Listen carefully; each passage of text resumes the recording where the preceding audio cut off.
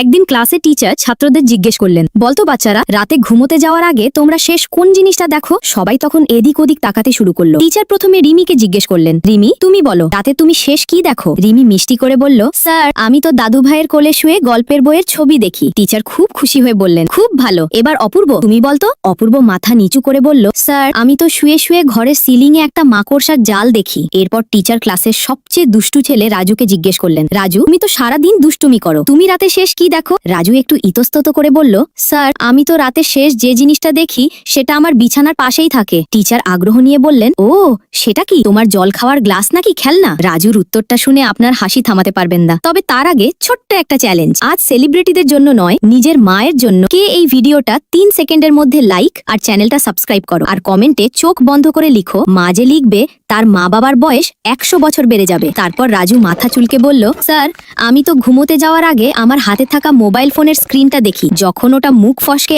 একদম আমার নাকের ওপর পড়ে যায়।